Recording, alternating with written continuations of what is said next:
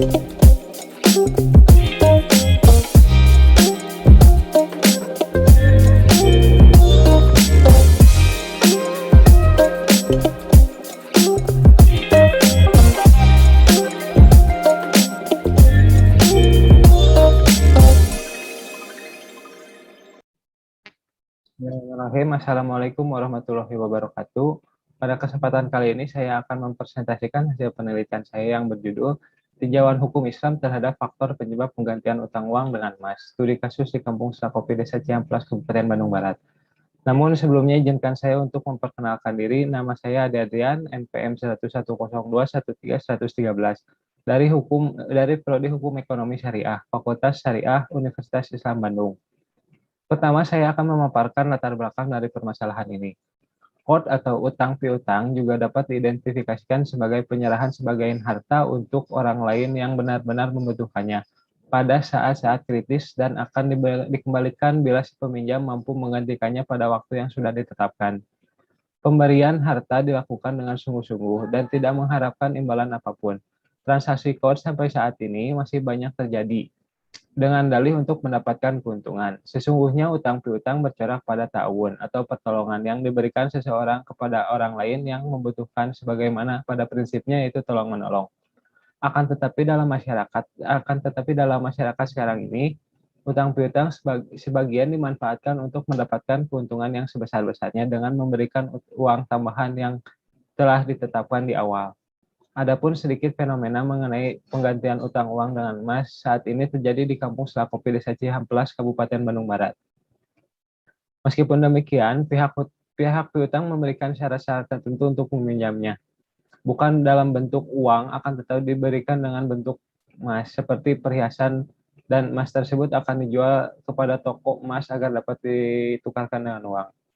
Maka dari itu, transaksi Qard atau utang piutang tersebut dikhawatirkan menjurus kepada riba Qard, di mana adanya penambahan atau pengembalian manfaat yang dilakukan kreditur kepada peminjam. Selanjutnya ada beberapa identifikasi masalah yang ada dalam penelitian ini, yaitu bagaimana praktek penggantian utang uang dengan emas, faktor apa saja yang mempengaruhi masyarakat untuk melakukannya, dan bagaimana praktik pelaksanaan jika ditinjau dari segi hukum Islam. Jenis penelitian yang digunakan dalam penyusunan ini adalah dengan menggunakan metode kualitatif, di mana saya menggunakan pendekatan penelitian hukum empiris. Penelitian ini merupakan pendekatan tentang sifat, perilaku manusia, dan perkembangan masyarakat, serta struktur sosial dan proses sosial. Selanjutnya, hasil penelitian. Pada awalnya, Ibu Mawar melakukan pemberian utang uang yang digantikan dengan emas sebagai objeknya hanya untuk tolong menolong saja. Akan tetapi lambat laun pengembalian utang uang dengan emas ini lebih menjurus kepada bisnis dalam arti lain, yaitu yang awalnya niat membantu dan akhirnya mengambil manfaat atas apa yang dilakukannya. Ibu Mawar berpikir bahwa adanya penambahan nilai tersebut hanyalah sebagai hadiah atas jasa yang sudah diberikan karena sudah membantu calon penerima atau yang membutuhkan. Biasanya Ibu Mawar memaparkan beberapa kesepakatan yang harus dipenuhi oleh Ibu Nining, diantaranya besaran jumlah uang yang akan dipinjam dan hitungan uang yang harus dikembalikan dengan besaran persentase tambahannya 2% plus 50.000. Maka dari itu, beberapa teori yang mengatakan bahwa memberikan utang uang kepada seseorang membutuhkan baik dalam bentuk uang dan atau emas tidak sesuai dengan aspek tolong-menolong di Kampung Slakopi ini karena adanya unsur bisnis dan penambahan manfaat kepentingan diri sendiri. Mengapa demikian?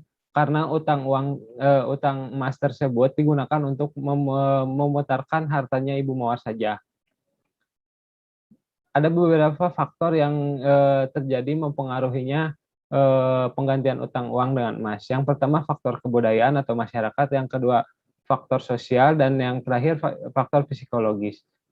Pengetahuan yang kurang, pengetahuan yang dimiliki oleh warga Kampung Slakopi ini membuat warganya kurang berhati-hati dalam mengambil keputusan dan meminimalisir terjadinya transaksi utang piutang yang memiliki unsur riba. Jika dengan adanya pengetahuan tentang transaksi tersebut, warga akan memahami pentingnya dan lebih berhati-hati dalam mengambil keputusan, seperti berutang kepada seseorang.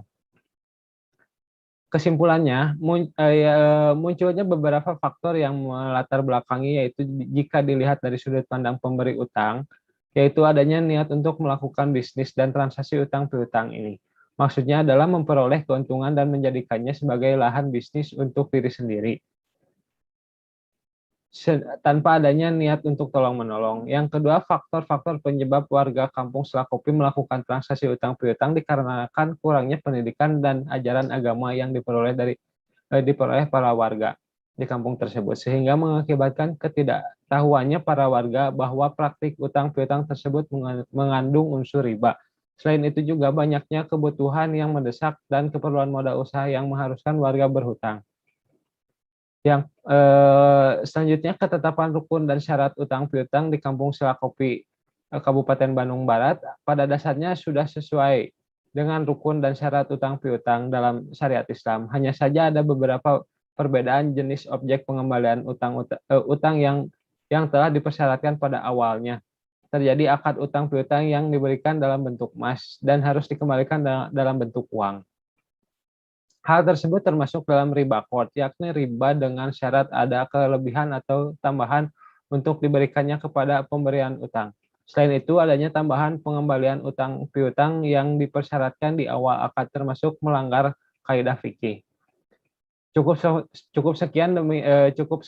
sekian hasil penelitian yang saya bisa sampaikan. Maaf jika ada salah-salah kata atau pemaparan yang tidak bisa dipahami, dan terima kasih atas perhatiannya. Wabillahi taufiq wal hidayah. Wassalamualaikum warahmatullahi wabarakatuh.